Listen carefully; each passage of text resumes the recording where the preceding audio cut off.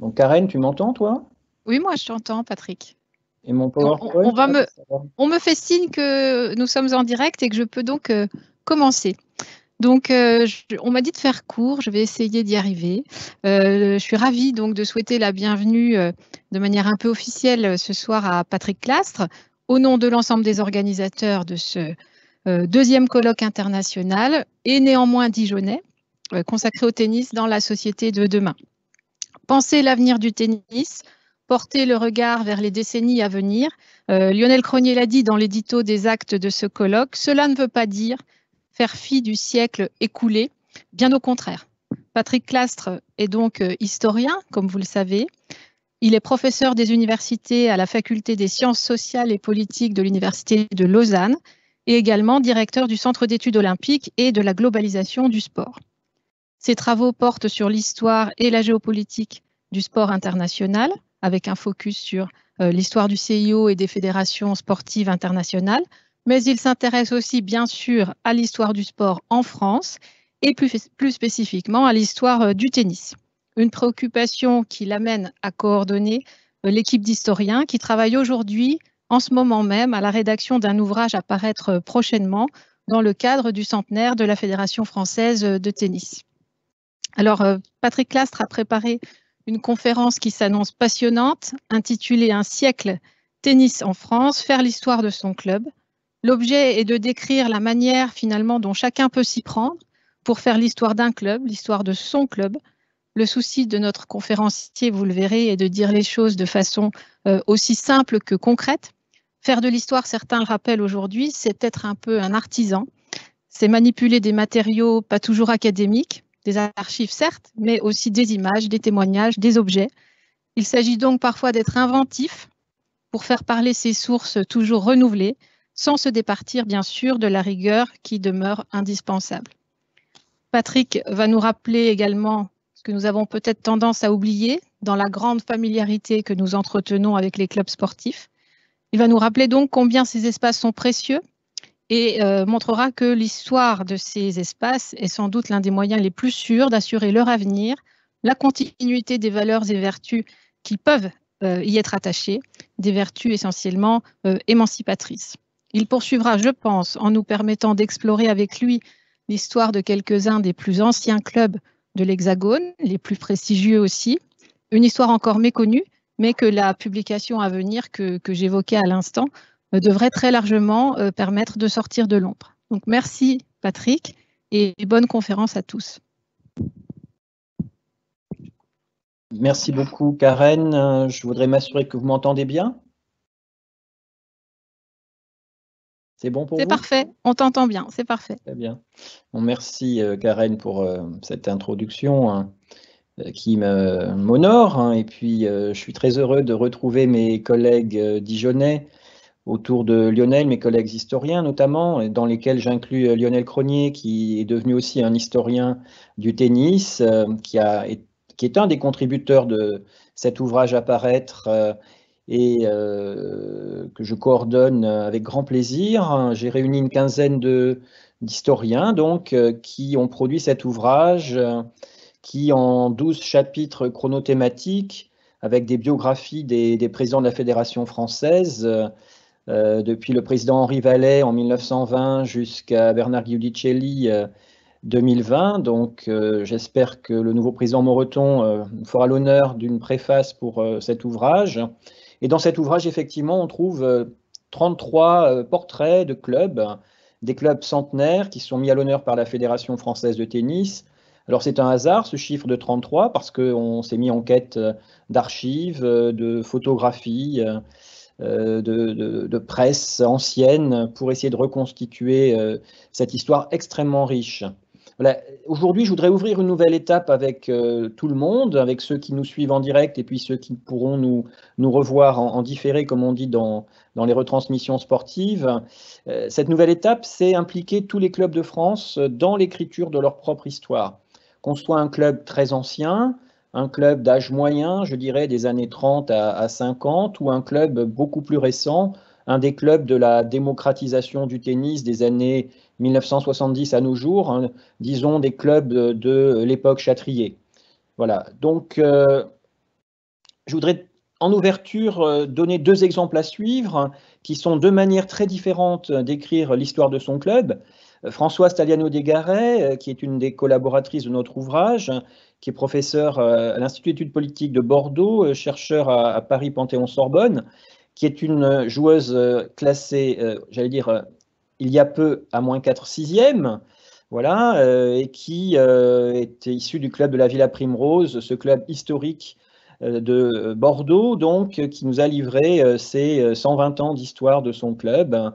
Et c'est un ouvrage à la fois magnifiquement illustré et en même temps l'ouvrage d'une historienne qui replace la Villa Primrose, ses fondateurs, dans le contexte de la Belle Époque, mais qui poursuit cette histoire jusqu'à nos jours, jusqu'à la présidence actuelle. Donc un bel ouvrage que je conseille à tous les amoureux du tennis. Et puis il y a cet ouvrage tout à fait remarquable aussi, écrit par Jean-Pierre Chevalier, qui lui n'est pas un historien de métier, mais c'est un historien qu'on accueille bien volontiers parmi nous. Jean-Pierre Chevalier, on pourrait dire que c'est un historien local, un érudit, mais plus que ça, hein, c'est un passionné de tennis qui a écrit plusieurs ouvrages sur l'histoire du tennis en Bretagne, et notamment cet ouvrage de référence sur le tennis club de Dinard, qu'il présentait autrefois comme le plus vieux club français. Vous allez revoir, je vais revenir sur cette question. Est-ce que c'est le plus vieux club français ou le plus vieux club en France? Je veux maintenir un petit peu le suspense. Alors, on pourrait partir de l'élite cosmopolite de la Belle Époque de Cabourg, où j'ai pu me rendre assez récemment, et puis en arriver au footeux de Cugnaux, la jeunesse sportive cugnalaise, je vais y revenir, qui est mon club d'origine.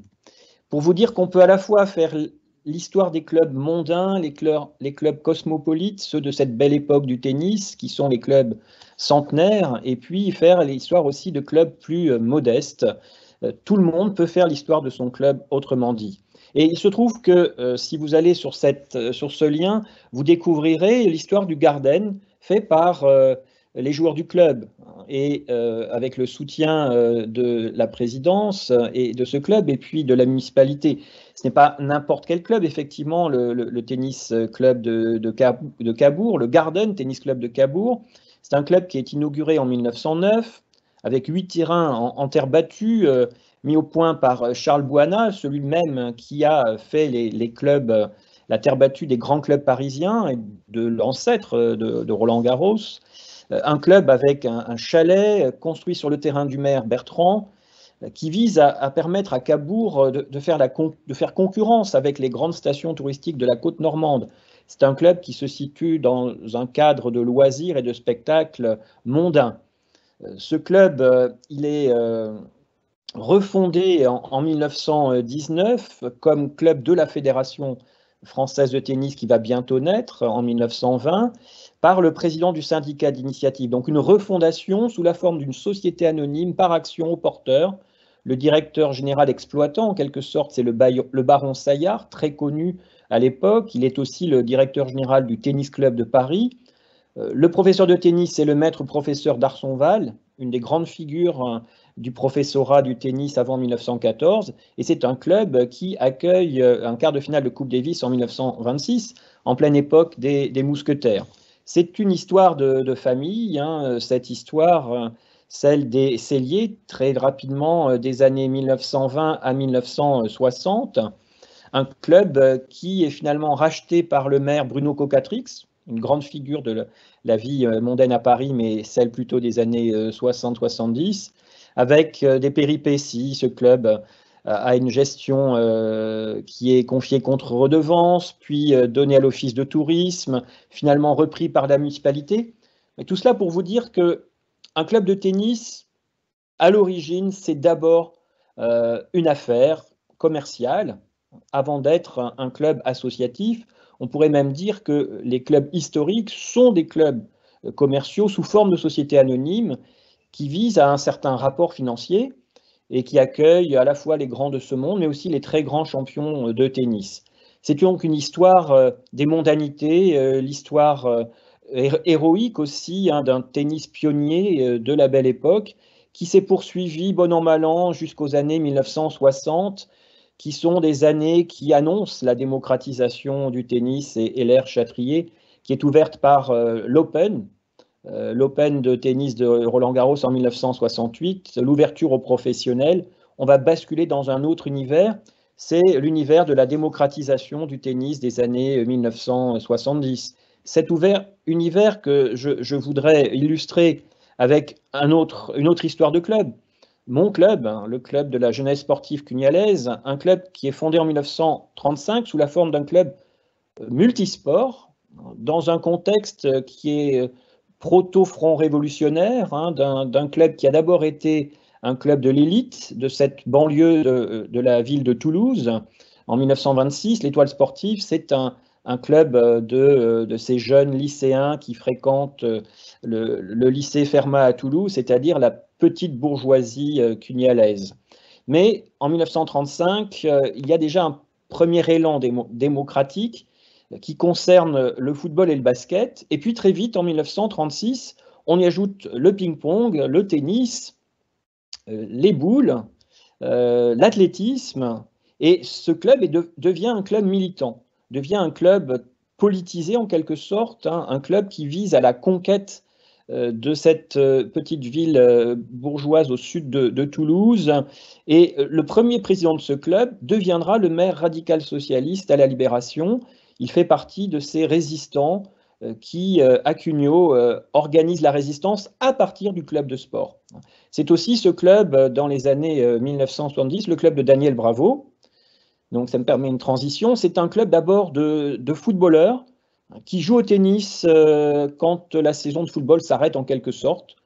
Et c'est assez représentatif de ces clubs qui vont se démocratiser dans les années 1960-70, avant même que Philippe Châtrier lance l'opération avec ses milliers de cours et démocratise pleinement le tennis. Il y a une démocratisation du tennis qui se fait à partir des clubs de football. C'est le cas de la jeunesse sportive cugnalaise. Et pour ma part, c'est dans ce cadre-là, comme joueur de football dans l'équipe de Daniel Bravo, que j'ai découvert le tennis.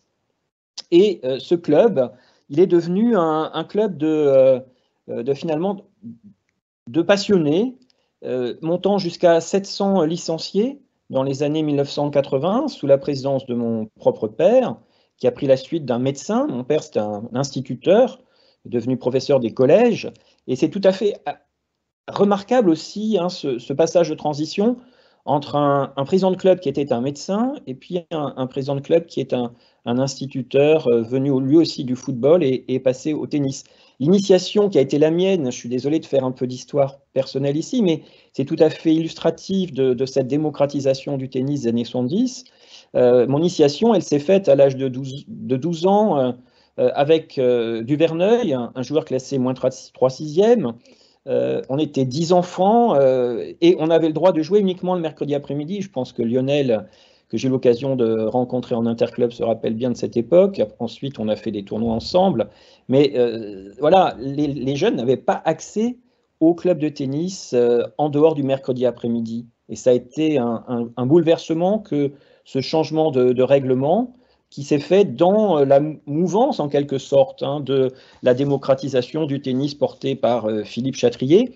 Et puis ces vieilles terres battues du tennis club de Cugnaux, eh bien, elles ont été aujourd'hui transformées en lotissement et le club s'est déplacé vers un nouveau complexe en 2012. Donc voilà deux histoires. L'histoire de ce tennis cosmopolite à Cabourg depuis le début du XXe siècle et puis un tennis né voilà, autour des footballeurs dans une petite banlieue toulousaine qui s'est rapidement démocratisée dans les années 1970-1980. Donc tout le monde peut faire l'histoire de son club. C'est un petit peu le sens de mon intervention aujourd'hui, de cette conférence. Mais pour quelle raison faire l'histoire de son club? À quoi ça sert? C'est pas juste faire revivre un passé que nous avons perdu. C'est aussi mieux identifier et comprendre un patrimoine qui nous a été légué. On ne sait même plus d'où sont sortis nos clubs. De quand datent les terrains de terre battue ou en dur, le premier court couvert, qui a porté cette démocratisation quand elle a eu lieu. Voilà, c'est à nous tous de faire vivre ce patrimoine.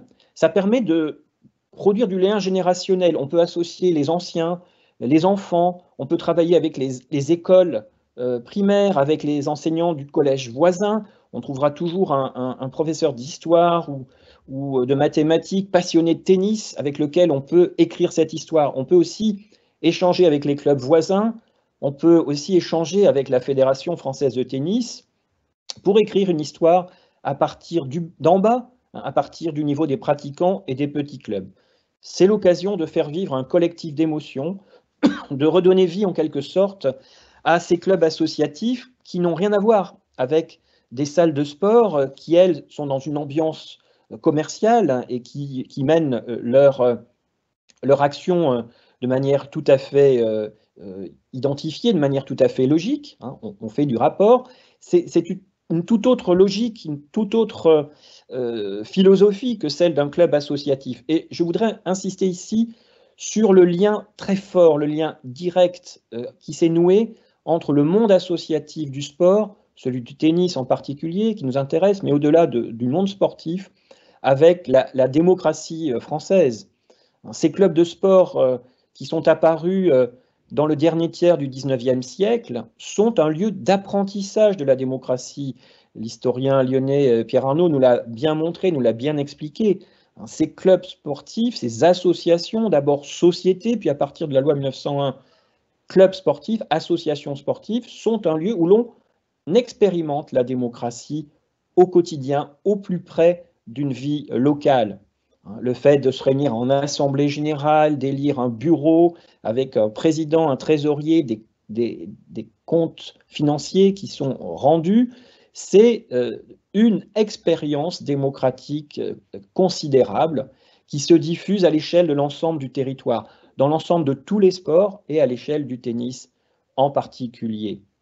C'est le principe de libre adhésion, de libre organisation. Il suffit de songer à ce que ces clubs sont devenus dans les régimes dictatoriaux, ce qu'ils sont encore aujourd'hui dans certaines dictatures, des relais du pouvoir. Eh bien non, les clubs de sport, les clubs de tennis sont aussi des lieux où l'on vit ensemble, on apprend à vivre ensemble, à domestiquer la démocratie. Et c'est un endroit aussi de libération. Le club de sport, c'est un endroit où l'on éprouve une liberté nouvelle. Pour des jeunes, le fait de se retrouver ensemble, de partir ensemble en tournoi, en interclub, on se libère de l'autorité paternelle et maternelle aussi. C'est un espace qui n'est pas l'espace domestique, c'est pas l'espace public, c'est un espace social tout à fait neuf qui est inventé avec les sociétés sportives du Second Empire, de la Troisième République et avec cette fameuse loi républicaine de 1901. C'est donc un bien précieux qu'il s'agit de préserver. L'autonomie des clubs sportifs, même s'ils sont sous la tutelle d'une fédération, sous le contrôle aussi d'une municipalité, ce sont des lieux où l'on invente notre liberté au quotidien, dans le respect bien sûr des lois et des règlements de la République, mais c'est un lieu démocratique extraordinaire. Et en faire l'histoire, c'est aussi faire l'histoire de cette démocratie sportive. Je pense en avoir donné l'exemple avec la jeunesse sportive cugnalaise, mais voilà, d'autres exemples sont à écrire, d'autres histoires sont à écrire. Alors comment procéder? Bien, c'est très simple, on met en place une commission que l'on ouvre à tous les curieux, on peut interviewer les anciens joueurs, les dirigeants, il ne faut pas oublier de les enregistrer, on peut préserver ces enregistrements audio ou vidéo, on peut les poster sur un blog, on peut aller photographier aussi leurs archives. Si elles sont conséquentes, on peut les déposer dans les archives municipales, où elles seront conservées. On peut retrouver aussi les actualités anciennes du club dans la presse locale, qu'on peut consulter soit aux archives municipales, soit aux archives départementales. On peut retrouver aussi les statuts fondateurs. Cette association qui est votre club, les statuts ont été déposés dans les archives départementales. On peut les retrouver assez aisément. Laissez-vous guider par les archivistes. C'est leur métier, ils vont vous aider. Et ils ont envie aussi, dans la perspective de Paris 2024, de contribuer à l'écriture de l'histoire des sports en France. Et puis échanger vos informations avec le musée de Roland-Garros. Il y a là un personnel compétent. La Fédération française de tennis a les plus belles archives du sport fédéral. Aujourd'hui, il n'y a pas une fédération sportive qui ait conservé aussi bien ses archives. Le musée de Roland-Garros ne demande qu'à revivre en sortie de crise Covid. Vous pouvez élaborer des pressbooks, vous pouvez réaliser des expositions avec les enfants des écoles, vous pouvez alimenter un blog d'histoire. Alors, Pour ce qui est des clubs centenaires, qui a été un petit peu la mission que la Fédération française de Tennis nous a confiée, il s'agissait de faire une enquête, mais quelle enquête? D'une certaine manière, ce que je vais vous présenter ici, vous pouvez aussi vous en servir comme guide pour faire l'histoire de votre club. Pour ces clubs centenaires, il fallait d'abord identifier les terrains, où sont localisés les premiers terrains. Peut-être que votre club n'est pas à l'endroit historique où il a existé en premier lieu. Il a migré, un petit peu comme le club de Cugnaux. Il a migré. Aujourd'hui, je pense que les joueurs du club de Cugnaux ont complètement oublié le club avec ses deux terres battues telles qu'il existait à côté du terrain de football. Et puis, il y a tous ces équipements complémentaires, ces cabines de change, les clubhouses, les salons. D'autres pratiques sportives étaient pratiquées dans le cadre du tennis. Bien longtemps, encore aujourd'hui, on trouve un certain nombre de clubs où on maintient une activité de jeu de cartes, bridge, belote, de jeu de boules. Il y a eu du croquet, de l'aviron, de l'escrime. À l'école, le club alsacien de Paris, on a pratiqué longtemps la gymnastique, même l'athlétisme. Quelles sont les conditions de pratique? Avec le climat, les clubs couverts apparaissent tardivement. Comment s'opère la saisonnalité du jeu? Et puis les règles du jeu. Vous verrez que dans la presse ancienne, on ne pratique pas toujours le même tennis. On pratique des tennis extrêmement différents en France. Il y a même des clubs qui, encore au sortir de la Première Guerre mondiale, ne sont pas affiliés à la Fédération française de tennis, mais sont affiliés à l'Association de tennis britannique. Quels sont les vêtements et tenues qu'on peut observer, même sur une presse des années 60-70. On n'est pas habillé comme aujourd'hui pour jouer au tennis, bien évidemment, tout ça est passionnant. On peut faire l'histoire des techniques de jeu, l'esthétique des corps en mouvement, une histoire du genre, femmes, hommes, qui sont les membres fondateurs, dans quel réseau s'inscrivent-ils, à quels groupes sociaux appartiennent-ils ou identitaires, qui ont été les premiers joueurs, est-ce qu'ils participaient à des jeux de raquettes? À l'époque, à la belle époque, il nous a intéressé les jeux de volant, de rackets, de fives, qui sont des jeux britanniques importés aussi en France. Comment est-ce qu'on peut adhérer au club? Là, il faut aller voir les statuts. Il y a le règlement, il y a le patronage, il y a les références, il y a le coût aussi à identifier. Il y a parfois des règles d'exclusion. Certains clubs en France, j'en montrerai un exemple, sont des clubs ouverts seulement aux Britanniques. D'autres, au contraire, sont ouverts seulement aux nationaux français. Quels sont les types de tournois aussi? Quand on repart dans des périodes très anciennes, il y a ce fameux système des handicaps que la Fédération française de tennis pourrait d'ailleurs réactiver, tout à fait passionnant. C'est l'ancêtre de notre classement. Un joueur classé à 2-6 commençait à 15 2 jeux sur 6. Un joueur classé à moins de 6 commençait à moins 15 2 jeux sur 6, qui permettait d'aligner les joueurs sur une même ligne de départ et de faire jouer ensemble des joueurs avec des niveaux extrêmement différents. Le rôle et la place des femmes, des plus jeunes, quand est-ce qu'apparaissent les catégories juniors, cadets, minimes, ce sont des créations d'ailleurs très récentes. Longtemps, il n'y a eu que des juniors, par exemple. Est-ce qu'il y a des non-joueurs, des spectateurs? Quels sont les effets de concurrence? Quelles sont les relations avec les autorités municipales, voire préfectorales? Bref, la grille d'enquête est assez considérable et tout cela peut trouver réponse dans les archives privées des anciens du club, dans les archives municipales, dans les archives départementales, voire même dans les archives de la Fédération française de tennis. Alors notre étude, elle s'est portée parce que il fallait rassembler les forces. Je vous ai donné les noms ici des contributeurs à ces portraits de clubs, 33 clubs centenaires, François Bourmeau, Sébastien Moreau, Jean-Michel Péter, Claude Boly, François Stalliano-Desgaret, Gilles Montérémal, Philippe Lacombrade, Florence Carpentier, Thomas Bauer, Jean-Pierre Chevalier ont contribué à cette histoire des clubs, mais d'autres ont contribué à l'histoire des chapitres de cet ouvrage à paraître. Je pense à Serge Vaucel, qui est intervenu sur la paume, à Lionel Cronier, donc sur la pédagogie du tennis, et j'en oublie d'autres qui veulent bien me pardonner. Ça nous a permis de mettre en exergue un certain nombre de clubs. Vous voyez une carte de France qui apparaît ici au travers des noms en gras. Il y a 4 portes d'entrée du tennis en France. Souvent, on retient la côte normande, ou voire la Riviera. Alors, c'est vrai que la côte atlantique nord-ouest a joué un rôle très important.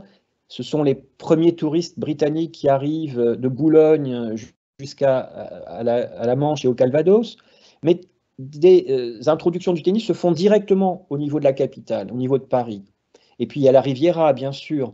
On pourrait ajouter le quart sud-ouest de la France, Pau. Et puis il ne faudrait pas oublier une autre porte d'entrée pour le tennis britannique en France, qui sont les stations thermales et les stations climatériques en haute montagne, où les hôtels, comme sur la Riviera, comme sur la côte normande, jouent un rôle moteur essentiel. Alors la première difficulté pour nous, c'était d'abord d'identifier ces clubs centenaires. Ce sont les clubs nés avant 1920, avant la naissance de notre fédération française de lawn tennis, comme on disait à l'époque. La fédération française en avait recensé au musée de Roland-Garros, on avait recensé d'abord 57. Puis la liste est allongée et après notre enquête, on en a stabilisé 218, mais peut-être en a-t-on même 250. On les a longtemps sous-évalués, ces clubs. Pour quelles raisons? Il y en a beaucoup plus qu'on ne croyait. Vous voyez, presque 5 fois plus que l'on imaginait au départ. Comment expliquer cette sous-évaluation? Mais d'abord parce que, comme pour le golf, la forme associative n'est pas la norme dans le tennis. Il faut compter avec les sociétés anonymes. Parce que créer un club de tennis comme un club de golf, c'est avoir le contrôle d'une emprise foncière. C'est installer plusieurs clubs de tennis, c'est financer des clubs, un clubhouse le plus souvent. Ça nécessite des fonds importants, que le modèle associatif des clubs populaires, qui sont les clubs de cyclisme par exemple, voire de football, ils ne rencontrent pas les mêmes difficultés. Les investissements sont beaucoup plus lourds pour le golf, dans une certaine mesure aussi pour le tennis. Et notre surprise, ça a été de découvrir l'importance de ces sociétés par action qui vont perdurer jusqu'aux années 1960-70. Certaines d'entre elles même ne se ralliant pas à la Fédération française de tennis, vivant leur vie propre et ne retrouvant le chemin fédéral finalement que dans les années Châtrier, les années 1980. Et puis, il ne faudrait pas oublier tous ces clubs omnisports qui, avant 1920, avant 1914, ont une section de tennis. Mais quand on mène l'enquête, elle est illisible parce qu'on va voir par exemple l'US Métro, le club des employés du métropolitain à Paris. Il n'est pas évident de lire derrière cet intitulé l'existence d'une section tennis, et pourtant il existait bien une section tennis précoce à l'US Métro. Alors, à l'US Métro, on pratiquera le football et le cyclisme quand on est voilà, des employés cheminots en quelque sorte, mais quand on est des cadres, on va pratiquer le tennis. Pareillement, à la Société Générale, on a un club ici omnisport de type professionnel, mais là encore, le tennis des employés, ça sera celui des cadres. Donc il y a toute une série de formes d'organisation du tennis avant 1920 qui échappaient au radar en quelque sorte de la fédération ou des premiers historiens. Et puis c'est vrai aussi qu'on a eu tendance à focaliser sur les clubs les plus mondains. C'est ce que je vais faire aujourd'hui avec vous, mais je vous encourage à découvrir notre ouvrage et vous verrez que bien d'autres clubs existaient. La deuxième difficulté, c'était la question de la date de naissance. Souvent, on donne voilà, Dinard 1879. Cette date de naissance, elle n'est pas aussi évidente pour les clubs. C'est pourquoi on a davantage parlé de processus de genèse, processus génétique. Il y a des premiers échanges sur la plage, sur l'herbe des villas ou des châteaux, ou sur tout autre revêtement, souvent mal datés, mais que l'on peut approcher avec la presse parfois.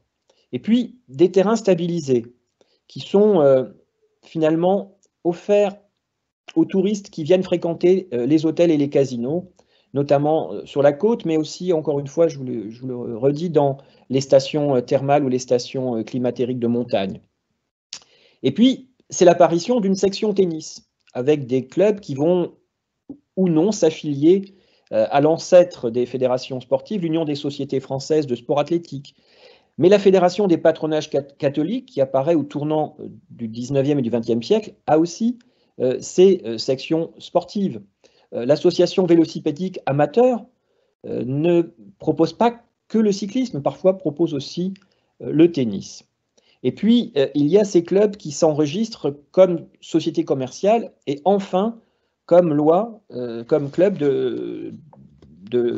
associatif au titre de la loi 1901. Donc des décalages parfois de 20, 30, 40 ans entre les premiers échanges qui se déroulent dans une ville, dans une bourgade, et puis l'apparition d'un club de tennis, loi 1901, affilié à la Fédération française de tennis. Et toutes ces étapes, tous ces atermoiements, toutes ces hésitations, nous renseignent aussi sur la fragilité d'une pratique, sur sa saisonnalité aussi. Bien souvent, ces clubs sont des clubs de vacances, et puis ils revivent à l'été suivant. Alors, quel est le premier club de tennis en France? Jean-Pierre Chevalier nous dira, ben oui, c'est le Dinard Lawn Tennis Club. Vous avez une illustration ici d'une peinture conservée au musée des Beaux-Arts de Nantes, une peinture à l'huile de 1891, donc qui est ancienne, qui nous permet de revivre un passé perdu en quelque sorte, celui du tea time en fait, du 5 o'clock tennis de la belle époque. Alors oui, le Dinard Lawn Tennis Club date de 1879. Il est le premier club de tennis français, mais il n'est pas le premier club de tennis en France. Il y a plus ancien. C'est un club de tennis fondé par des Anglais, pour des Anglais, mais très vite des Français y participent. Il est quand même inauguré en présence du maire. C'est une question aussi de réputation pour la station touristique de Dinard. Les tournois vont rester sous la direction des Anglais jusqu'à la Première Guerre mondiale.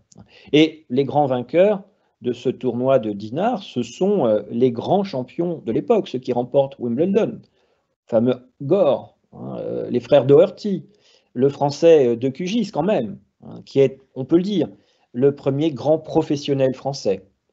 Et puis, c'est un tournoi qui a fondé sa réputation, comme les tournois de Cannes d'ailleurs, sur les tournois pour la gent féminine, comme on disait à l'époque, pour les ladies, avec ces simples avec handicap ou ces simples sans handicap, donc avec tableau, on entre en fonction de son niveau de tennis, très ancien, donc 1890, et ce qui est illustré ici finalement, le tennis à Dinard.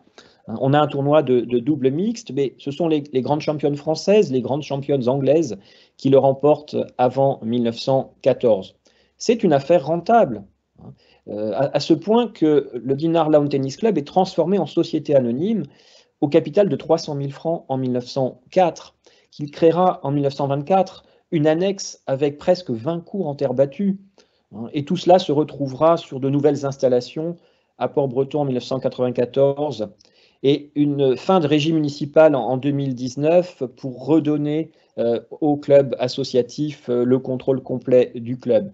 Bref, on a là un exemple en raccourci d'une splendeur perdue en quelque sorte de cette belle époque du tennis anglais et français d'avant 1914 qui perdure à travers un club aujourd'hui qui a changé de localisation à 2 reprises. Alors, si Dinard n'est pas le plus vieux club de tennis en France, c'est le Decimal Boating and Lawn Tennis Club, qui lui est de 2 ans plus ancien. C'est une trouvaille, une découverte de François Bourmeau, un des contributeurs de notre ouvrage, que d'avoir déniché ce club qui se situe sur l'île de la Grande Jatte, à Neuilly, illustré ici par cette carte postale. Ce sont 10 Anglais qui se réunissent, d'où le terme de decimal. Ce sont les 10 fondateurs, des industriels, banquiers, diplomates, des artistes aussi, qui se réunissent pour investir leur argent dans 2 courts, des courts en asphalte d'ailleurs, qui permet un usage plus régulier à une époque où la terre battue n'existe pas vraiment. On joue sur gazon, on joue sur le sable durci des plages, comme l'a bellement montré Jean-Michel Peter, un de nos collègues aussi, qui est un parfait connaisseur de ces clubs normands auxquels il s'est consacré, les clubs du Nord aussi. Il est le spécialiste du tennis de la belle époque.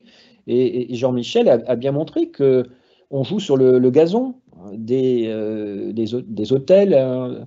La terre battue arrive dans les années 1880-1890, mais ici, on a voulu stabiliser le jeu avec 2 cours de tennis en asphalte. Et c'est un chalet qui abrite les douches, la salle de billard, des chambres à coucher aussi, d'une très grande modernité, un hangar à canot, parce qu'on est sur une île, on pratique à la fois l'aviron et le tennis. Et Lionel Cronier, je l'interpelle ici, connaît bien ces 2 clubs de tennis à Toulouse, sur l'île du Ramier, le rowing d'ailleurs, qui porte bien son nom. On a là un club de la colonie anglaise, de Neuilly, qui a sa propre église, son propre hôpital, qui va jouer un rôle essentiel dans la diffusion du lawn tennis à Paris. Les joueurs du Racing, avant même de pratiquer dans le cadre du Racing Club de France, vont pratiquer au Décimol. Les joueurs du TCP, fondé un petit peu plus tard, du Tennis Club de Paris aussi, et eux-mêmes d'ailleurs auront parmi les premiers clubs couverts de tennis de Paris, ce qui fera leur force et leur originalité. Mais là encore, découverte de François Bourmeau, le plus vieux court de tennis couvert en France, c'est la Société de gymnase et lawn tennis d'Arcachon en 1880. Là encore, des Britanniques qui utilisent un gymnase qui servait à une société de gymnastique locale, mais dont le maître de gymnastique avait la propriété et qui a voulu rentabiliser son gymnase privé et qu'il a ouvert à des pratiquants de tennis qui ont constitué cette société de gymnase et lawn tennis d'Arcachon en 1880. Vous voyez donc des histoires extrêmement variées, même quand on remonte très loin dans le temps. Et puis je ne pouvais pas manquer d'évoquer avec vous ce fameux club, le plus grand club de l'histoire du tennis en France, qui est aujourd'hui un club qui n'existe plus, qui a disparu après la Première Guerre mondiale, et c'est bien le signe d'un effacement de cette société aristocratique de la belle époque. C'est la société de sport de l'île de Puteaux, la fameuse SSIP, à laquelle je me suis consacré. Elle est illustrée ici par un tableau d'Henri Gervex, donc de 1907, que vous pouvez retrouver au musée Carnavalet. Il y a toute une histoire de la peinture du tennis, des affiches aussi, auxquelles s'est consacré d'ailleurs Jean-Pierre Chevalier, que je citais tout à l'heure pour le Tennis Club de Dinard. On a toute une histoire de la peinture du tennis qui resterait à écrire. C'est un très beau sujet, et en tout cas, on pourrait réaliser une belle exposition dans la perspective de Paris 2024, qui signale lancer à notre fédération pour organiser une magnifique exposition à Roland-Garros sur la belle époque du tennis à travers les tableaux, les croquis et les esquisses. Et donc cet Henri Gervex, en 1907, il met en scène sa propre femme à la table du vicomte de Janzé, qui est le sportsman le plus fameux du tout Paris, qui pratique le rackets, la courte paume, celle des anciens rois. Je pense que Serge Vaucel et ses collègues ont eu l'occasion de vous démontrer que la courte paume a survécu à la belle époque, dans l'entre-deux-guerres et même jusqu'à aujourd'hui. Il pratique bien évidemment, ce vicomte de Janzé, le tennis, l'aviron, le polo, le tir. Et à ses côtés, on a aussi Henri Vallet, dont un des fils est première série. Henri Vallet, qui est un joueur de qualité, un des 50 meilleurs joueurs français de l'époque, et qui sera le président fondateur de la Fédération française de lawn tennis en 1920. Cette société de sport de l'île de Puteaux, qui est née en 1886, a d'abord existé sous la forme de Cercle de Saint-James. Là encore, une société anonyme avec capital de 30 000 francs créée pour 50 ans. Et cette société, elle sera transformée en société immobilière l'année d'après avec une augmentation du capital pour en faire le lieu le plus mondain du tout Paris. Dans une île que l'on rejoint avec un transporteur ou sinon en canot, en rowing, comme on disait aussi parfois à l'époque. Et c'est dans ce club que se sont déroulées les compétitions des Jeux Olympiques de Paris en 1900. Ce club extrêmement sélect, extrêmement fermé, ces compétitions de tennis n'ont pas eu la diffusion qu'auront les compétitions de 1924, qui seront les dernières compétitions de tennis aux Jeux Olympiques, avant leur retour lorsque Philippe Chatrier sera devenu président de la Fédération internationale de lawn tennis et permettra le retour du tennis aux Jeux Olympiques, aux Jeux de Séoul en 1988.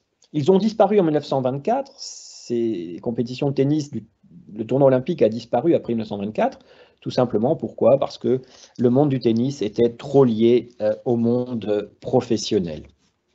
Et on retrouve dans ce cercle de Puteaux des joueurs et des non-pratiquants d'ailleurs qui appartiennent à la haute société parisienne. Le duc de Morny, demi-frère de Napoléon III et ses successeurs, hein, le baron Henri Schneider, le fondateur du Creusot, les barons Alphonse et Adolphe de Rothschild, les grands banquiers américains, John Monroe, avec son gendre Henry Ridgway, James Gordon Bennett, le fondateur du plus grand journal de New York, qui lui-même va créer la Coupe Gordon Bennett, etc. C'est un des grands philanthropes du sport parisien et français. Le colonel Robert de Beaumont de la Boninière, hein, qui est l'ancêtre de Jean de Beaumont, qui deviendra un membre français du CIO et vice-président du CIO, des violonistes, des portraitistes extrêmement célèbres à l'époque. Tous rejoignent ce boat house et puis ce cottage en sapin où on en donne des grands bals et on observe les grandes compétitions. On peut jouer au croquet, les messieurs ont leur douche, leur casier personnel, les femmes leur cabinet de toilette. Et tout cela donne lieu à ces réunions mondaines autour d'un professeur, le plus fameux peut-être des professeurs parisiens, c'est un Irlandais, Thomas Burke, qui est présent aussi au Carlton. Les grands maîtres professeurs font la saison d'été dans les clubs d'hôtel, dans les clubs de casino, et puis ils retrouvent dans la saison d'hiver leur club parisien. C'est le cas de Thomas Burke, qui enseigne au Carlton à Cannes, pour le plus grand profit de ses élèves, les futurs champions Max de Cugis et Suzanne Lenglen. Alors Cannes, justement, nous y voici. Là encore, vous voyez combien les artistes peintres de l'époque, qui sont des joueurs de tennis d'ailleurs, et parfois de très haut niveau, ont pu être inspirés par le jeu du tennis. Toujours d'ailleurs le double mixte, qui, je le rappelle, est dans l'avant-première guerre mondiale et encore dans les années 1920, la pratique la plus courante du tennis. Stéphane Méry nous l'a montré aussi, hein, l'émergence des tournois masculins, c'est une émergence qui se fait dans les années 1890 hein, et qui va mettre du temps à détrôner le double mixte, qui est le moment le plus high life de ces grands tournois. La Riviera, c'est la troisième porte d'entrée du tennis en France. Le Nice Lawn Tennis Club, 1890, Monte-Carlo, 93, Beaulieu, 99, le Cannes Croquet and Lawn Tennis Club, 1908. C'est croquet comme Wimbledon, en quelque sorte. Le premier Wimbledon, c'était un club de croquet, hein, qui est devenu un Croquet and Lawn Tennis Club. On retrouve cette imitation hein, de la culture britannique du lawn, du gazon, autour du croquet et du tennis. Il reste que ces clubs sont constitués sous une forme associative dans les années 1890-1900, mais le tennis lui-même est arrivé très tôt, en 1874, sur le gazon de croquet de la Villa Victoria d'un très riche Anglais, le Sir Thomas Robinson Woolfield.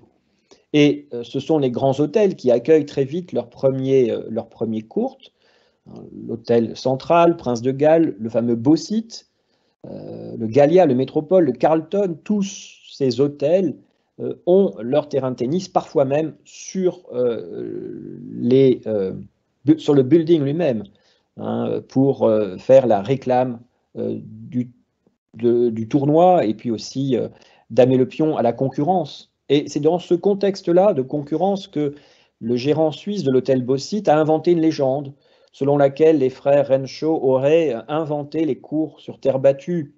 À vrai dire, c'est une manière habile de les financer pour une contribution, on pourrait dire comme architecte hein, du club, qui n'est pas de leur invention assurément, mais qui permet de les professionnaliser en fait. Les grands champions, les frères Renshaw, sont des professionnels marrons, sont des professionnels déguisés, comme bien d'autres. Je citais le cas de Cugis. Une des manières les plus habituelles de rémunérer les joueurs professionnels en dehors des dessous de table ou de l'accueil dans les grands hôtels en les logeant pendant plusieurs semaines parfois, c'est tout simplement pour eux de contribuer dans la presse à des interviews qui leur sont financées. Et puis, il y a cette originalité ici de ces frères Renshaw qui sont finalement professionnaliser en faisant du conseil architectural. En tout cas, le Cannes Croquet and Lawn Tennis Club n'est pas un club d'hôtel, justement. C'est un club associatif qui est créé par des résidents britanniques, des hivernants, ceux qui vivent l'hiver sur la Côte d'Azur. Et pour damer le pion à la concurrence des grands hôtels, il se lance d'abord par un tournoi international féminin, puis 2 ans plus tard un tournoi masculin, 1909-1911, avec les grandes vedettes de l'époque qui sont invitées. Mais Helen Wills, la grande championne américaine qui l'emportera en 1926, Helen Wills, elle fera ce fameux match du siècle, mais ça ne sera pas au Cannes LTC, ça sera au Carlton, contre la diva, bien sûr, vous avez reconnu Suzanne Lenglen. Ce match de 1926, du 16 février, a mobilisé la presse et les médias du monde entier qui ont focalisé sur cet événement, cette rencontre entre les 2 grandes championnes qui a été scénarisée dans le cadre du Carlton. Alors pour conclure, et puis avant de laisser la parole à ceux qui souhaiteraient poser des questions ou faire des remarques, je voudrais en profiter pour évoquer cette double filière du haut niveau du tennis français. Il y a les amateurs argentés, ceux qui n'ont pas besoin de travailler pour avoir du temps de loisir et pouvoir investir dans les leçons de tennis, pouvoir investir dans l'équipement, pouvoir investir aussi dans la pérégrination de tournoi en tournoi. Ces joueurs amateurs qui sont seuls autorisés à participer aux Jeux Olympiques ou à représenter la France en Coupe Davis. Vous avez reconnu pour les années 1920 ici les fameux mousquetaires du tennis. Ces mousquetaires, ils ont effacé de l'histoire, parce qu'ils l'ont écrite eux-mêmes d'ailleurs, ils ont effacé de l'histoire les maîtres professeurs et les joueurs professionnels qui étaient meilleurs qu'eux à l'époque. Et l'exemple le plus fameux, c'est l'exemple de Martin Plahat, qui remporte le championnat du monde professionnel qui a lieu à Berlin en 1932. Vous voyez ici une image le représentant en 1919. Lui aussi, il porte le fameux béret basque, parce que c'est un basque, comme Borotra. Mais il n'est pas issu du même milieu social. Il est issu d'un milieu extrêmement populaire et il a commencé à gagner sa vie comme ramasseur de balles d'un maître pommier, le fameux Broquedis, le dernier maître pommier français de l'avant-première guerre mondiale. Et ce Martin Plahat, Broquedis, c'est le père de la championne Broquedis, Marguerite, qui deviendra championne olympique en 1912. Et ce Martin Plahat est un de ces ramasseurs de balles, devenu maître pommier à son tour après la Première Guerre mondiale.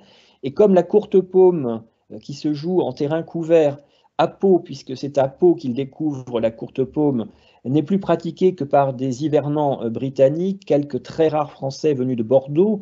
Eh bien, la solution pour ces maîtres pommiers, ces derniers maîtres pommiers, la solution n'est plus que de se mettre à la pratique du tennis, et ils enseignent les 2 jeux de raquettes, finalement, la courte paume à Pau, donc, et le tennis. Et Martin Plahat est un de ces derniers maîtres pommiers. Il est tout jeune, il est un champion de paume déjà brillant, mais comme le tennis rapporte beaucoup plus, eh bien, il va basculer dans une carrière de professeur de tennis dans la capitale et aussi de joueur professionnel, puisqu'il existe à l'époque des tournois open, des tournois ouverts aux professionnels. Et il deviendra l'entraîneur des mousquetaires. Et dans les classements que publie la revue américaine de référence de tennis, eh bien, Martin Plahat apparaît au 6e rang mondial, voire plus haut, alors que les meilleurs mousquetaires, Borotra à Lacoste, n'apparaissent qu'en 20e ou 30e place. Et on n'a pas de match qui se soit déroulé entre ces amateurs et professionnels, tout simplement pourquoi ? Parce que quand on est un amateur, jouer contre un professionnel, c'est perdre son statut d'amateur, parce qu'on considère que jouer contre un professionnel n'a été possible que parce qu'il y a eu un enjeu, des mises, donc de l'argent qui a été misé sur la compétition. Et que ce soit René Lacoste en devenant président de la Fédération française de tennis sous le régime de Vichy et Jean Borotra en devenant le ministre des Sports du maréchal Pétain, ont écrasé l'histoire de la Fédération française de tennis jusque dans les années 1960 et ils ont éclipsé à la fois leurs camarades issus de milieux beaucoup plus populaires comme Brugnon et surtout Cochet, qui lui aussi a dû passer professionnel, parce qu'il fallait bien vivre du tennis quand on était issu d'un milieu plus modeste, même si pour Cochet, il est le fils du directeur du club de Lyon, mais il n'appartient pas à la très grande bourgeoisie parisienne comme Lacoste et Borotra. Donc voilà, des histoires qui se sont perdues et que nous avons retrouvées en faisant l'histoire des clubs. On a aussi retrouvé l'histoire des grands compétiteurs, des grands champions français. Et voilà, ces maîtres professeurs, Martin Plat et beaucoup d'autres, c'est Lionel Cronier, mon partenaire de double, qui en a fait l'histoire pour cet ouvrage de la Fédération française de tennis et de son centenaire. Voilà, je vous remercie pour votre attention et puis je me tiens à votre disposition, soit au cours de ce direct, soit plus tard par le différé si vous voulez m'adresser vos questions. En tout cas, merci encore Karen et Lionel hein, et toute l'équipe de Dijon pour votre invitation à ce magnifique colloque. Merci beaucoup. Merci à toi, Patrick. Merci beaucoup pour cet exposé d'une très, très grande clarté, très stimulant aussi, je trouve, parce que il me semble que tu as dit des choses ou rappelé des choses qui sont importantes. Tu sais le goût que j'ai pour l'histoire par en bas et tu en as parlé de manière vraiment très intéressante avec nous ce soir. Je crois que c'était important aussi de dire que l'histoire n'appartient pas qu'aux historiens universitaires et que d'autres peuvent se risquer à la faire, s'essayer à la faire. Et ça, je trouve que c'est aussi un message important que tu as fait passer ce soir. J'ai bien aimé aussi, et ensuite je passerai la parole, les perches que tu as lancées, peut-être un peu à rebours de l'histoire attendue du tennis, en direction d'une autre histoire qui reste à faire et qui est aussi en partie celle du tennis, c'est l'histoire des clubs d'entreprise au sens le plus large qui soit, et qui, je pense, est pleine de richesse pour nous, historiens du sport. Donc, je vais essayer de voir si nous avons des questions. Oui, donc je dois publish une question de Stéphane Méry que tu dois voir apparaître, Patrick. Moi, pour ma part, j'ai 0 participant, alors je ne sais pas, parce que j'avais eu tout à l'heure une annonce de participants qui voulaient entrer, mais alors, je ne sais pas s'ils sont entrés dans la conférence. Je vais demander de l'aide à Lionel, peut-être. J'ai vu apparaître une question de Stéphane Méry que j'ai publiée et qui a disparu. Ah, la voici. Voilà. Pourquoi n'y a-t-il pas eu qu'un monde pro à cette époque, avant-guerre? Ah, merci Stéphane de cette question, parce que tout simplement, les élites qui sont fondatrices des clubs historiques du tennis en France, ces élites, elles ont le contrôle de la pratique et ce contrôle de la pratique, elles l'exercent en imposant l'amateurisme. C'est comme cela que les Britanniques, les élites britanniques ont fermé leurs clubs de sport aux pratiquants sportifs des milieux populaires. En érigeant une barrière, celle de l'amateurisme. L'amateurisme, ce n'est pas une valeur en soi, c'est une barrière sociale. C'est un moyen d'empêcher réglementairement les gens issus du milieu populaire qui pourraient se livrer à une pratique sportive, mais qui, pour s'y livrer complètement, devraient se faire rémunérer pour leurs compétences. C'est une manière de leur fermer les portes des clubs et des tournois. Et les élites françaises qui ont accueilli le tennis ont reproduit ce réflexe d'exclusion sociale. Il se trouve qu'aujourd'hui, dans notre imaginaire, l'amateurisme est considéré comme une valeur fondatrice du sport, comme une sorte de don de soi, de pureté, et on a eu tendance à écrire cette histoire comme une histoire originelle. Mais en fait, l'amateurisme est une forme d'exclusion des pratiquants populaires. Et les professionnels n'ont eu comme solution, à la manière de Decugis par exemple, qui pourtant n'est pas issu d'un milieu ouvrier, hein, mais n'ont eu comme solution que de se faire rémunérer sous des formes détournées. Donc en donnant des entretiens à la presse, en donnant des des enseignements, des cours de tennis, en allant remporter des prix en nature et en revendant ces statuettes qui leur étaient offertes, par exemple, ou carrément en touchant des dessous de table. D'ailleurs, De Cugis a été sanctionné par l'USFSA avant la Première Guerre mondiale.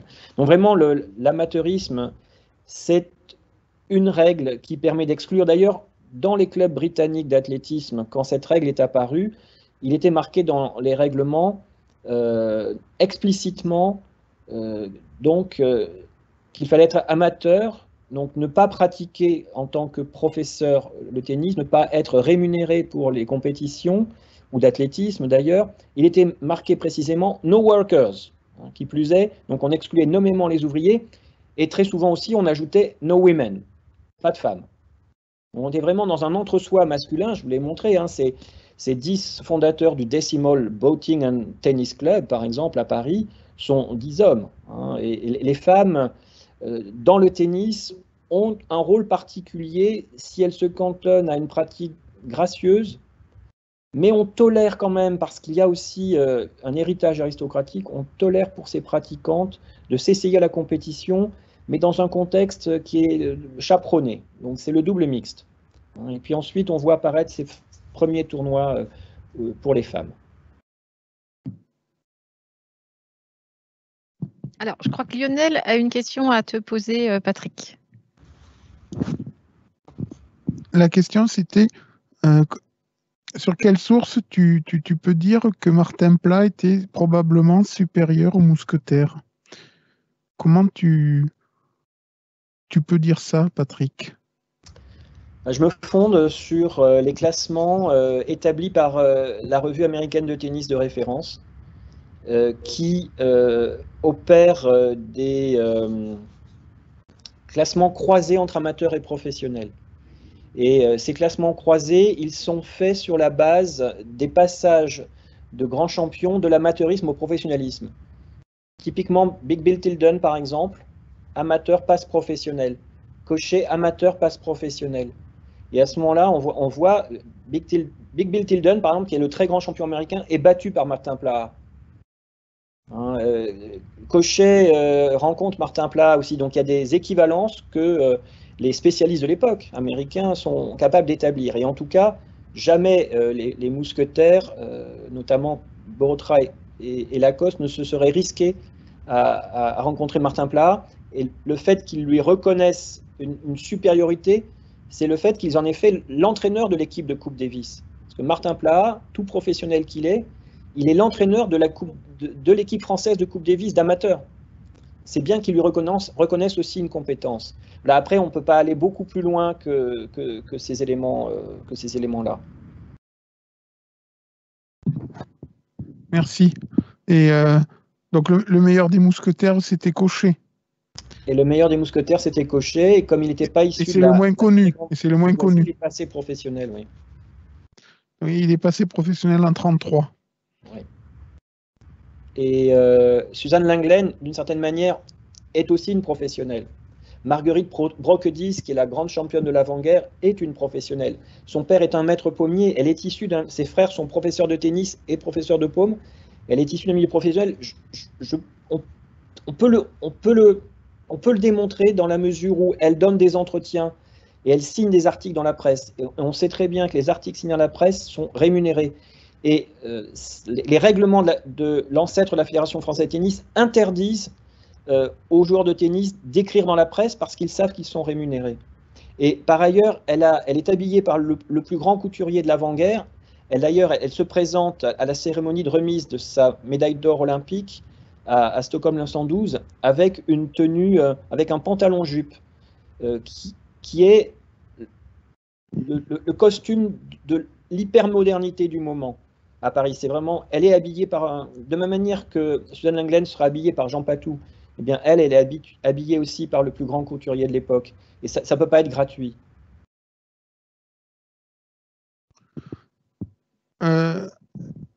Les collègues qui sont participants peuvent poser des questions à Patrick.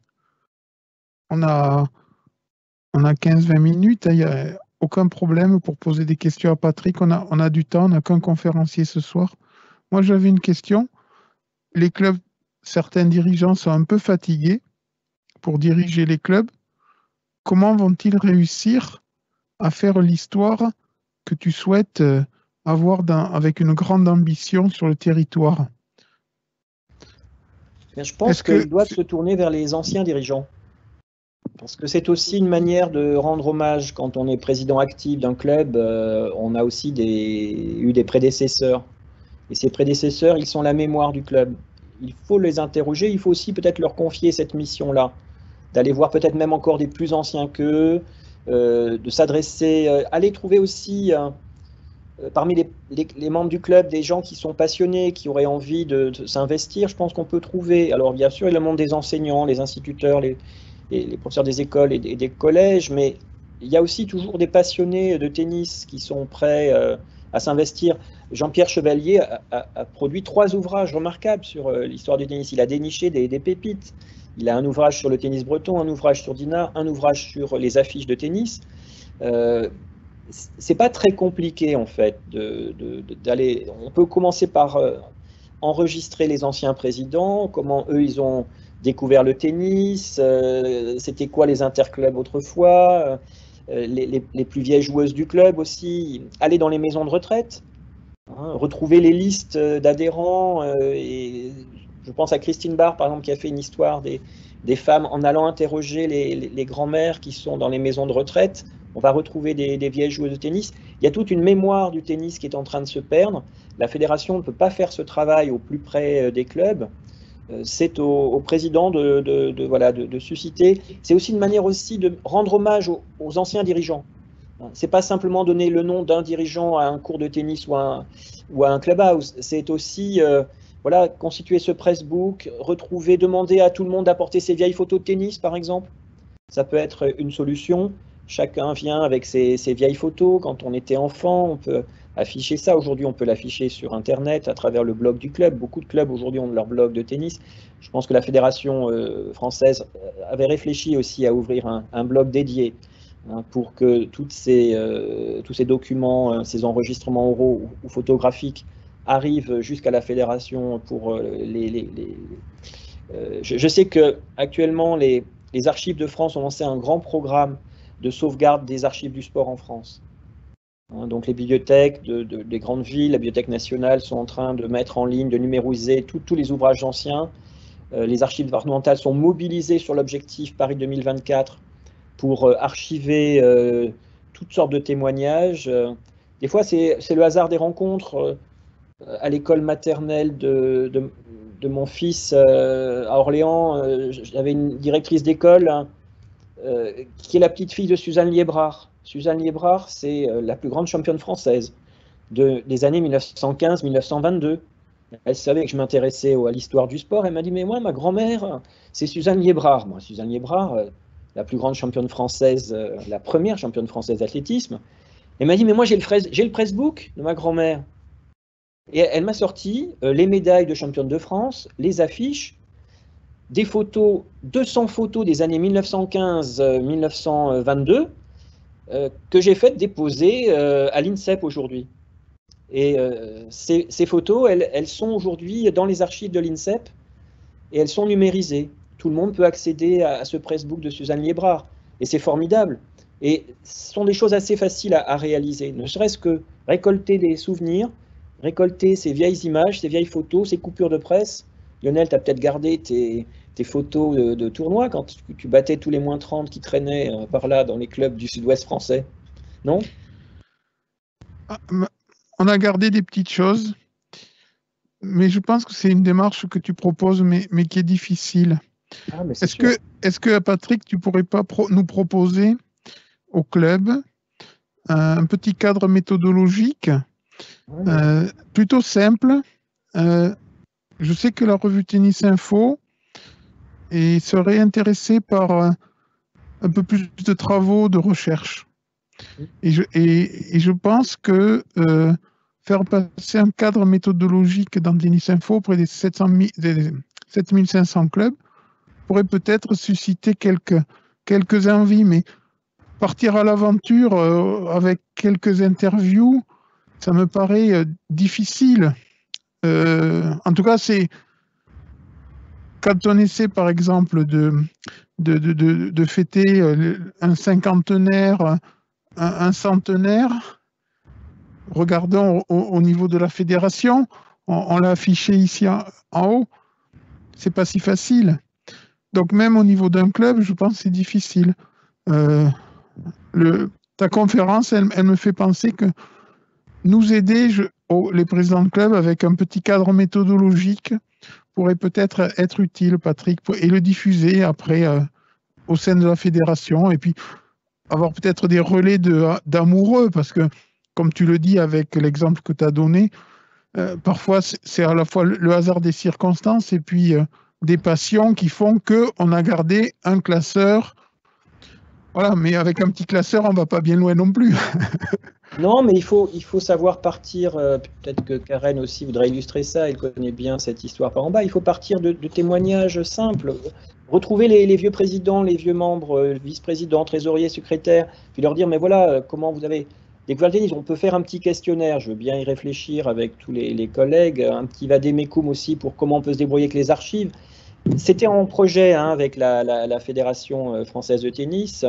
Marie-Christine Peltre, la vice-présidente à la culture, nous avait fortement aidé. Je vais demander à rencontrer prochainement la vice-présidente qui lui a succédé pour voir comment on peut, par Tennis Info, effectivement, diffuser à la fois un questionnaire très simple qui serait destiné aux anciens et puis un vadémécum méthodologique pour, voilà, je fais comment avec les archives municipales, les archives départementales, où est-ce que je peux trouver les informations? Et aujourd'hui, on peut faire des choses très simples et très efficaces. Oui, si je peux me permettre juste de rebondir une minute, je vous écoute et effectivement, j'entends Patrick Clastre qui dit « mais si, c'est facile, c'est possible, tout le monde peut essayer ». Puis Lionel qui doute un peu en disant je ne suis pas sûre qu'on va y arriver. Moi, je pense qu'effectivement, la première des choses à dire peut-être à tous ces présidents de clubs ou à tous ces cadres de clubs pour les inciter à franchir le pas, c'est que oui, on peut y arriver, non, c'est pas si compliqué, et puis que des choses qui peuvent sembler anodines, les vieilles images ou les photographies prises par les parents de Lionel quand il gagnait des matchs sur les cours du Sud-Ouest, et ben ça aussi c'est une source pour l'histoire et elle peut être exploitable et il ne faut pas penser que non, ça sert à rien, ce sont que des souvenirs de famille, quoi. Donc voilà, donc j'enchaîne parce que d'autres questions sont arrivées qu'on n'avait pas vues initialement. Une première que je publie et qui dit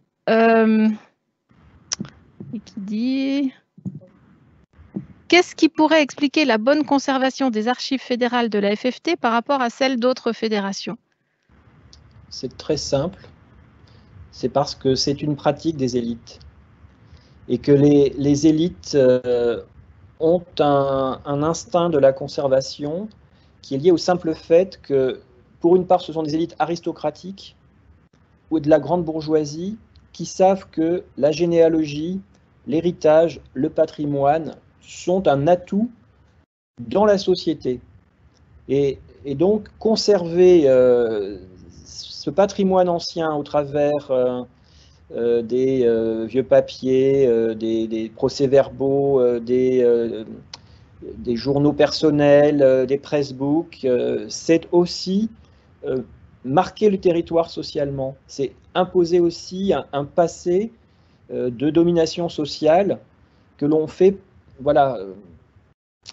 fructifier en étant capable de produire et de faire la démonstration qu'on est un vieux club, par exemple. C'est pour ça que l'opération Club Centenaire que la fédération avait lancée a un certain succès, et d'ailleurs elle existe au niveau international avec les clubs historiques, les plus vieux clubs dans le monde entier. Les clubs aujourd'hui affichent l'année de naissance de leur histoire, parce que c'est une manière de s'imposer dans un espace social. Et les aristocrates, ce sont les premiers à avoir conservé leur blason, leur généalogie, leur terrier, ce qu'on appelle les terriers, les vieilles archives, parce qu'ils conservent la mémoire, alors que pour tous les autres, issus de milieux populaires, eh bien, le passé a disparu. Les gens populaires, un peu comme nous, on est aujourd'hui classe moyenne, mais on est issu de milieux populaires très souvent, Notre passé n'existe plus. Pourquoi? Parce que on n'a pas la préoccupation de cette sauvegarde. Et le monde du tennis, un monde aristocratique, vous l'avez vu, hein, du high life parisien notamment, ou des clubs vraiment du tourisme cosmopolite. Et cet univers-là, fédéral, a conservé son histoire. Et puis il y a aussi eu le travail considérable réalisé par Jean-Christophe Piffaut, hein, lorsqu'il a proposé à Christian Bim de créer le Tenniseum Musée de Roland-Garros.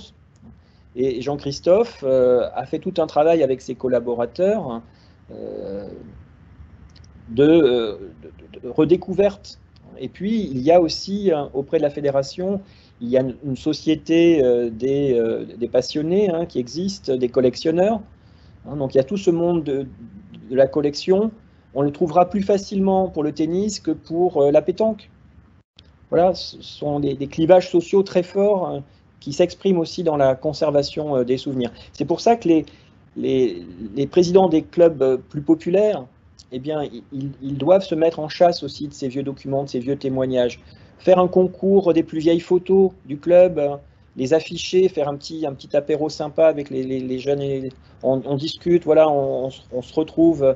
Voilà, Lionel, tu étais très jeune, très beau, très fort, mais voilà, on a envie de te voir en photo. Mais c'est vrai, et tout ça, ça crée de l'ambiance. Ouais, ça crée de l'ambiance et ça crée un petit moment de convivialité. Et puis on peut lancer un concours photo, puis après on peut aller un peu plus loin. Tu viens d'évoquer, Patrick, le Tenniseum. On a justement une remarque de Stéphane Méry qui dit « Peut-être le Tenniseum pourrait-il initier le projet vers les grands clubs ?» Oui, mais c'était prévu, hein, voilà, non.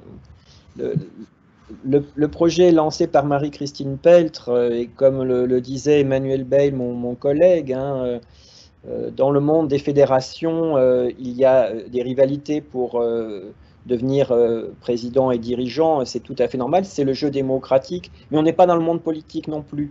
Et donc ensuite, ben, on doit aussi pouvoir s'inscrire dans des continuités, même si on apporte une nouveauté. Et je pense que la politique qui a été initiée par Châtrier, puis par Christian Bim, et qui a été ensuite portée par Bernard Guicelli, sera portée par Moreton, parce que le tennis s'est construit aussi sur la tradition. Cette tradition, elle ne doit pas être un obstacle à la modernité. Elle doit être au contraire un atout. Et le Tenniseum est un atout pour le tennis français qui peut se mettre en avant, qui peut aussi rivaliser avec l'autre grand tournoi de la tradition qu'est Wimbledon. Et ces archives, il faut les valoriser et il faut les démultiplier à l'échelle des clubs. Il faut les faire remonter vers le niveau fédéral. Et notre projet à l'origine, il visait aussi à cette opération ce qu'on appelle public history, c'est-à-dire de mobiliser les pratiquants eux-mêmes dans les plus petits clubs pour faire remonter des souvenirs, du patrimoine, des cartes postales, des photos, des entretiens. Et tout cela permet aussi de revivifier les clubs. Et parce que un club associatif, c'est un club démocratique, mais c'est aussi un lieu où l'on échange, où l'on parle. Et on peut parler du passé, on peut parler du présent et du futur. Une exposition sur le passé du club ou les origines du club, c'est une manière de recréer du lien aussi. Je viens de publier, peut-être pour finir, une dernière question, remarque de Gary. Je pense que c'est peut-être Gary Maillard, qui nous dit, en analogie avec les old courses de golf, n'est-ce pas aussi un moyen de garder l'aspect populaire du tennis et non élitiste comme le golf? Je ne sais pas si tu saisis bien la demande, oui. Oui, il est question des Hall of Fame, c'est ça? All courses. Normalement, tu dois voir apparaître, Patrick. Ouais, je ne vois pas les questions, mais non, bon. Oui, je vois très bien, effectivement, la force du tennis français dans l'écosystème du sport national, c'est que c'est à la fois devenu une pratique de petite classe moyenne, voire même populaire, et qui est héritière d'une grande tradition aristocratique et high life.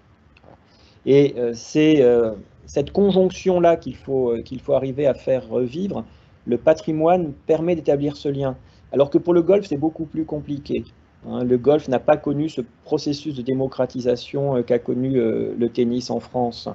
Voilà. Après, je sais bien que le tennis français connaît aussi un reflux important en termes de licenciés et il y a une décrue aussi du nombre des clubs, il y a un désarroi aussi des dirigeants. L'avenir du sport, il est peut-être vers une offre aussi polysportive. Il ne faut pas oublier que les clubs de tennis ont été des clubs polysportifs. Eux-mêmes n'ont été que des sections souvent de clubs plurisportifs. Et puis, ce sont des pratiques. La pratique du tennis, c'était une pratique qui, par le handicap, permettait de faire se rencontrer en tournoi des gens de niveaux extrêmement différents.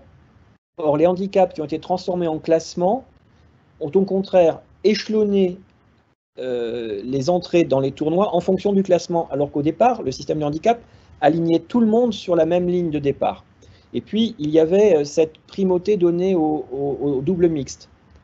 C'est aujourd'hui une des grandes tendances du sport international, on va le voir à Tokyo 2021, que d'avoir des épreuves mixtes en athlétisme et en natation, avec 2 filles, 2 garçons pour des épreuves de relais.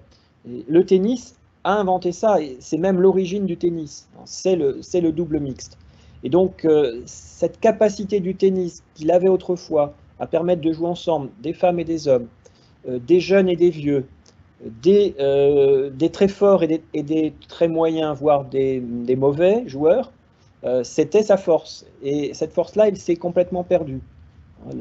Retrouver le passé du tennis, c'est aussi peut-être inventer de nouvelles formes de pratiques beaucoup plus conviviales, qui se débarrassent du classement ou qui utilisent le classement pour permettre aux gens de jouer ensemble.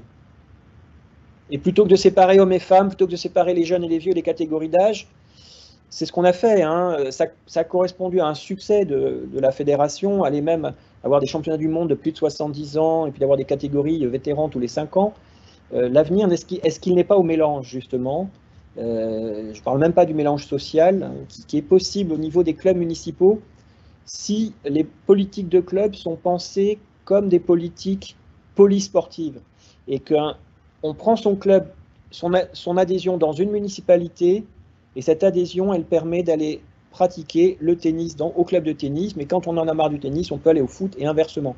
Et ça permettrait un brassage social et une revivifiance, un renouveau aussi des pratiques sportives, parce qu'on ne peut pas être inscrit pour toute sa vie nécessairement dans une pratique sportive aujourd'hui. Donc il faut dompter, je dirais, le zapping sportif des jeunes, mais aussi des plus anciens, en permettant une pratique polysportive en fonction des saisons, en fonction des moments, en fonction des affinités, sans nécessairement avoir à débourser davantage d'argent. Ça, ce sont des politiques qui peuvent être menées, qui peuvent être coordonnées au niveau des territoires, des municipalités assez aisément. Encore faut-il que les fédérations s'entendent entre elles. Mais sinon, elles risquent de mourir leur belle mort. Elles vont être écrasées entre des pratiques libres, hors système fédéral, hors système associatif, ou des pratiques commercialisées. Et ce tennis démocratique et associatif, s'il reste figé sur des oppositions de sport à sport, tout le monde risque d'être perdant dans l'affaire. Dernière question de Lionel. On n'a plus de questions dans le chat.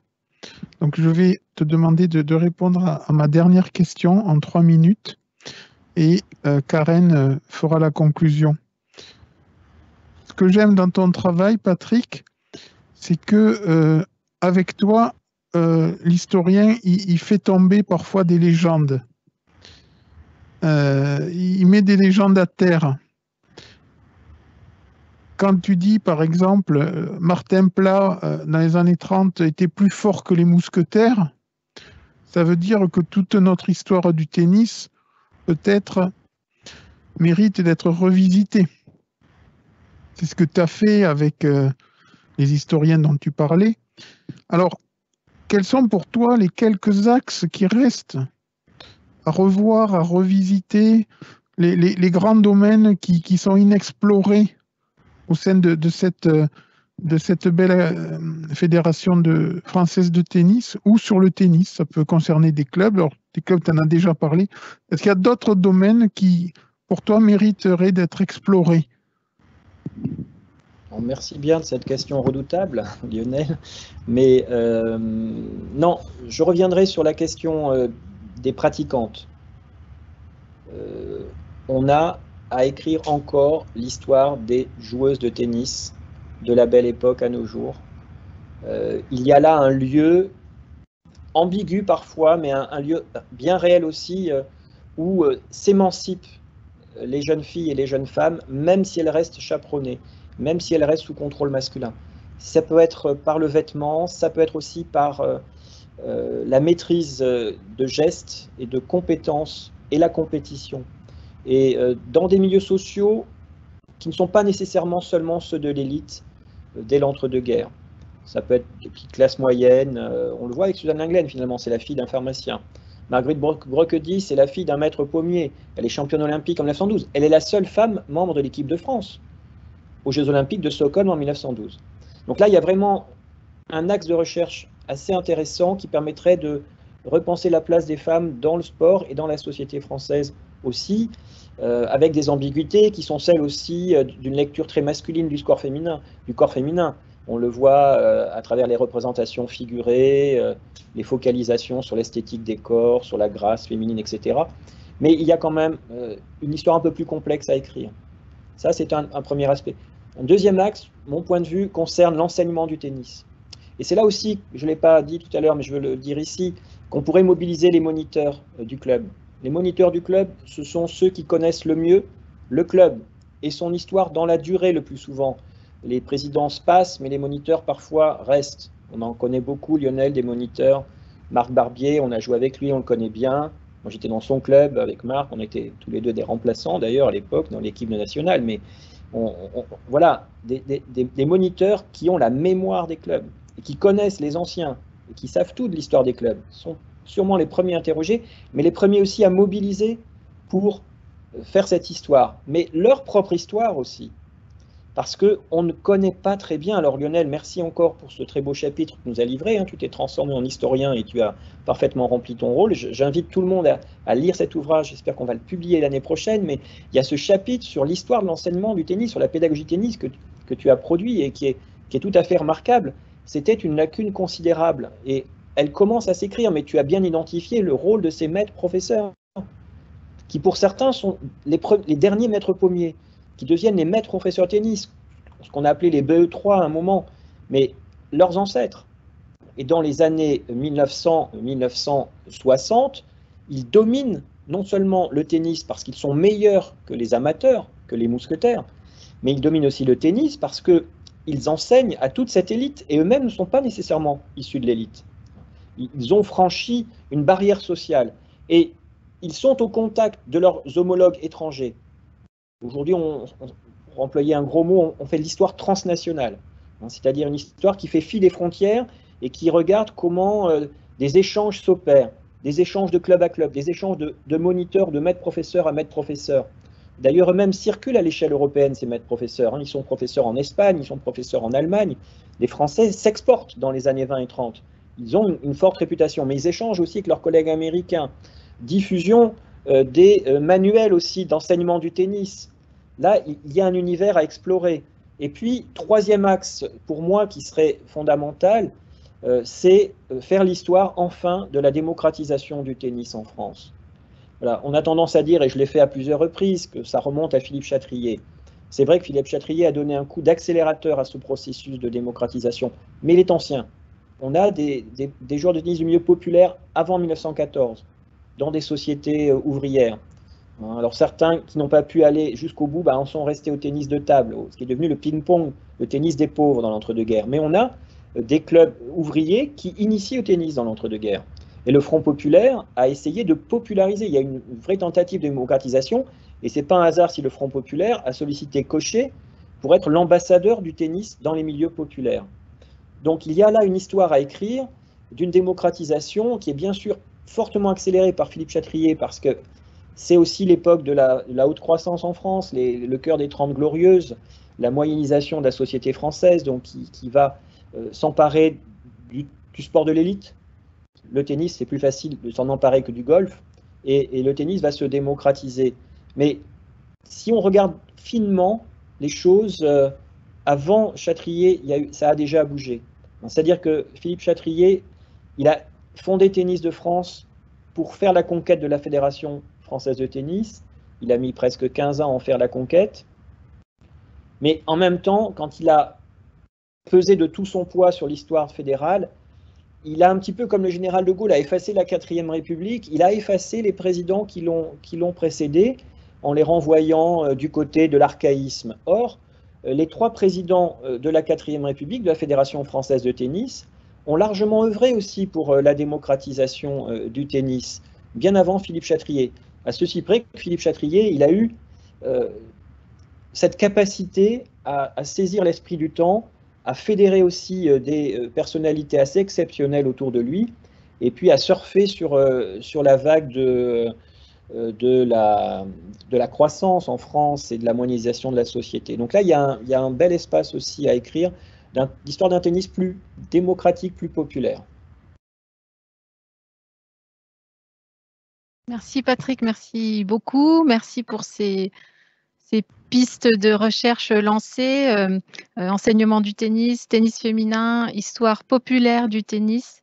Les historiens ont du travail et puisque nous sommes tous des historiens, comme tu as essayé de nous l'expliquer et nous en convaincre, nul doute que toutes ces pistes seront bientôt explorées. Donc, en fait, Lionel a conclu un peu à ma place, donc je vais me contenter de te remercier toutes les personnes qui ont été en ligne et qui ont suivi et qui ont réagi à la fin de cette conférence.